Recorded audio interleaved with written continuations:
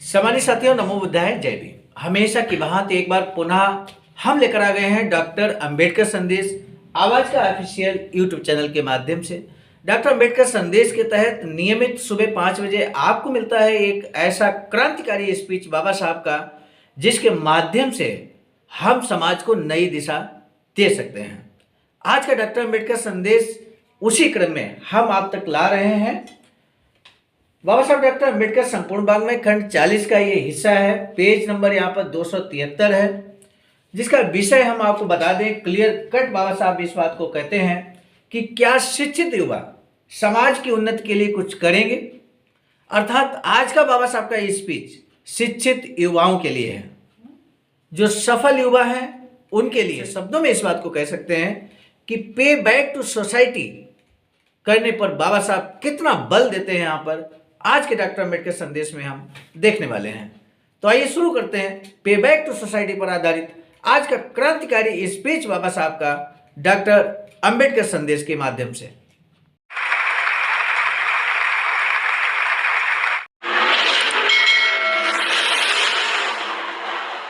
सामान्य साथियों, आज के डॉक्टर अंबेडकर संदेश को प्रारंभ करने से पहले माननीय कांशीराम साहब के चरणों में श्रद्धा का सुमन अर्पित करते हुए उनकी जयंती पर आप सभी को कोटिशाह मंगल कामनाएं करते हुए,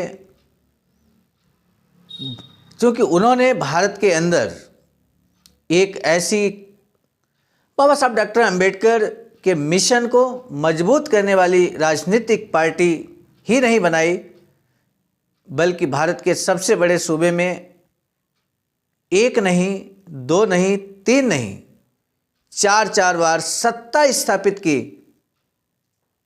ऐसी पार्टी देने वाले मान्यवर साहब के चरणों में श्रद्धा का सुमन अर्पित करते हुए शुरू करते हैं आज का डॉक्टर अंबेडकर संदेश। आज का डॉक्टर अंबेडकर संदेश जो कि प्रसारित किया जा रहा है स्थान Buddha Bodhisattva Ambedkar international centre BBIC Sarnath Varanasi, राज्य उत्तर प्रदेश, देश भारत से।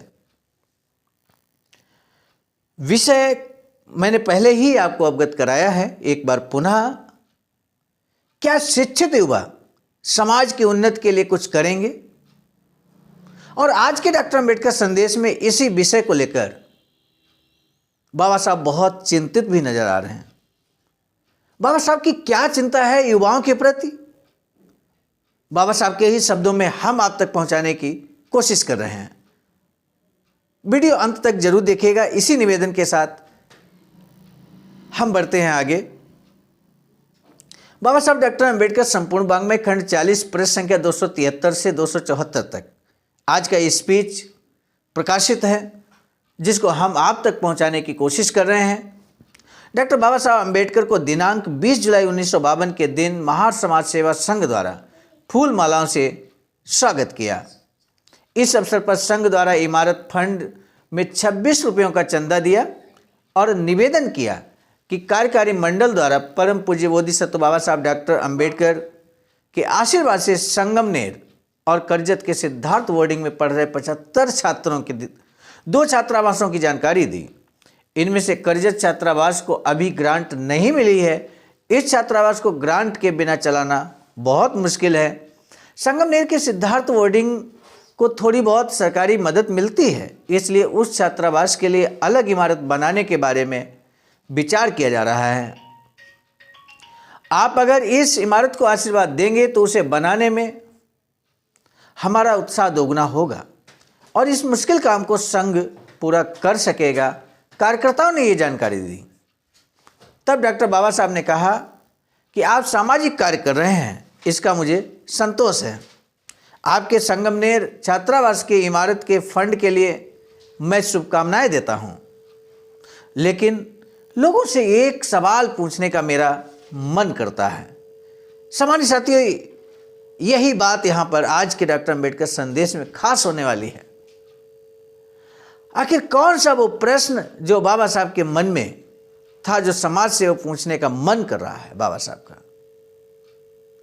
बाबा साहब कहते हैं कि जिस समाज के बच्चों को आप खुद मुश्किलें झेलकर शिक्षा प्रदान करते हैं, क्या कभी ये सोचा है आपने कि शिक्षा प्राप्त करने के बाद ये बच्चे अपने समाज की उन्नति के लिए क्या करने वाले हैं? क्या आप उनसे कोई प्रतिज्ञा पत्र लिखवा रहे हैं? बाबा साहब ने ये संपूर्ण जनसभा में ये प्रश्न पूछा कि क्या आप उनसे कोई प्रतिज्ञा पत्र लिखवा रहे हैं? जवाब आया नहीं।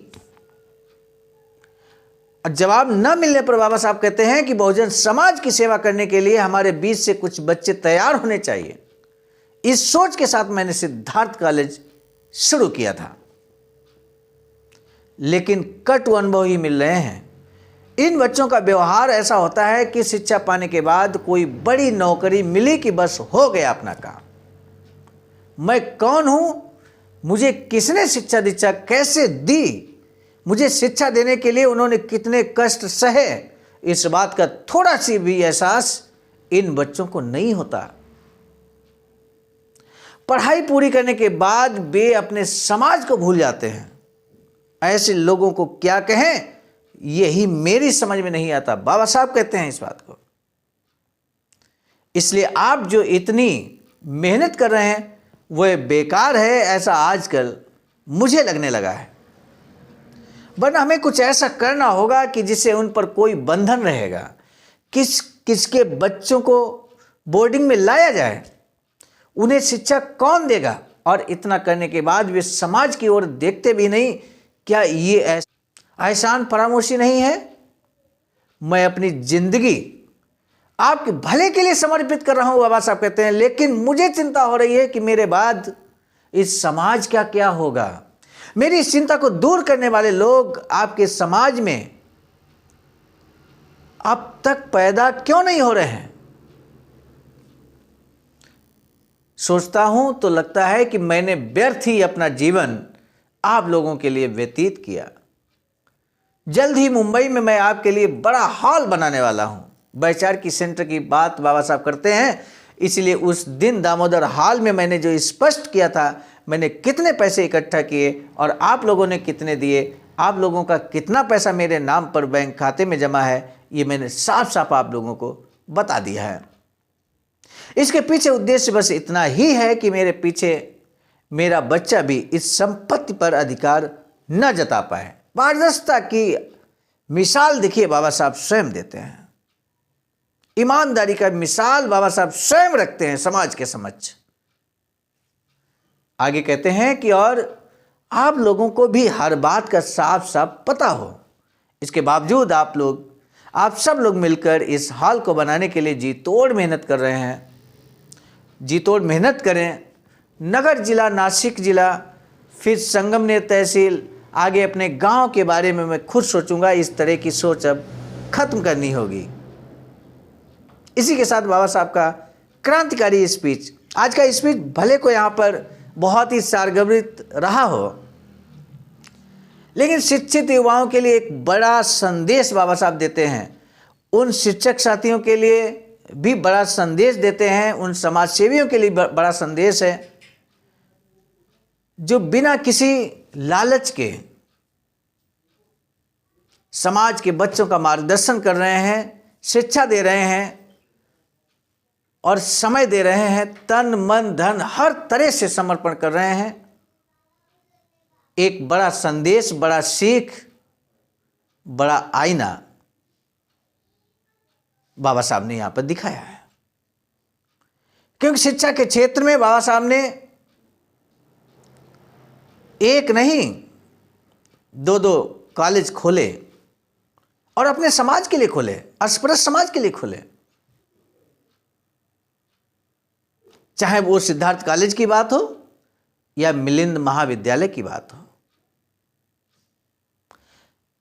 तो इस तरह से बाबा साहब ने बड़े लेवल के प्रयास किए, लेकिन अंततः बाबा साहब का जो अनुभव है, इसी स्पीच में बाबा साहब कहते हैं कि अनुभव बहुत हमारा कटु रहा है। महाविद्यालय से पढ़कर बच्चे निकलते हैं, कितनी परेशानियों के बाद ये विद्यालय खोला, महाविद्यालय खोला, कॉलेज खोला, सिद्धार्थ कॉलेज। लेकिन जैसे ही नौकरी मिली बस हो गया उनका काम, समाज को भूल जाते हैं। किसने शिक्षा दीक्षा दी, इसका भी कोई ध्यान नहीं रहता उन्हें। अंत में बाबा साहब कहते हैं कि मैं एक वैचारिकी हॉल बनाने वाला हूं। खैर, वो वैचारिकी हॉल उस समय बन पाया या नहीं बन पाया, लेकिन वर्तमान में अखिल भारतीय अनुसूचित जाति जनजाति कर्मचारी कल्याण एसोसिएशन आवाज का, बहुजन बौद्ध समाज संघर्ष समिति, all India doctor Ambedkar student association के माध्यम से सारनाथ वाराणसी में एक वैचारिकी सेंटर का निर्माण कार्य चल रहा है। 14,000 स्क्वायर फीट की जमीन खरीदारी आप सभी के सहयोग से हुई है।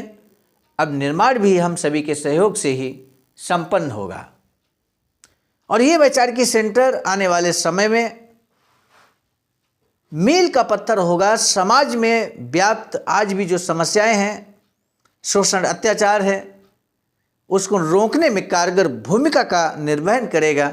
ऐसा वैचारिकी सेंटर आप सभी के सहयोग से निर्माणाधीन है। इस ऐतिहासिक कार्य में यदि आप भी धमदान करना चाहते हैं, इतिहास में नाम दर्ज कराना चाहते हैं, आप चाहते हैं कि आपका भी नाम शिलालेख में दर्ज हो, इतिहास में आपको सम्मान के साथ याद किया जाए, तो दिया हुआ अकाउंट नंबर IFSC कोड पर आप भी धमदान कर सकते हैं।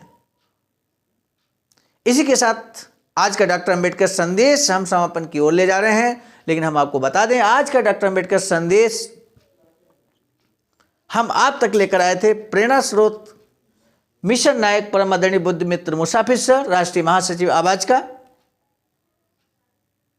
संकलनकर्ता के रूप में परम आदरणीय विजय कुमार बौद्ध जी, प्रांतीय कोषाध्यक्ष आवाज का बिहार, एवं प्रस्तुतकर्ता के रूप में मैं स्वयं सरजीत आर्या, राष्ट्रीय कोषाध्यक्ष आवाज का नई दिल्ली। वीडियो भले को आपको कल सुबह 5 बजे यानी कि दिनांक 16 मार्च को मिलेगा, लेकिन वीडियो की रिकॉर्डिंग इस समय 15 मार्च को की जा रही है। 15 मार्च को वोट हमारा, राज तुम्हारा नहीं चलेगा का नारा देने वाले माननीय कांसी राम साहब की जयंती के अवसर पर उनको एक बार पुनः सत नमन करते हुए आप सभी को कोटसा बधाई देते हुए माननीय कांसी राम साहब के जन्म दिवस की शुभकामनाएं प्रेषित करते हुए आज का डॉक्टर अंबेडकर संदेश हम यहीं पर समाप्त कर रहे हैं।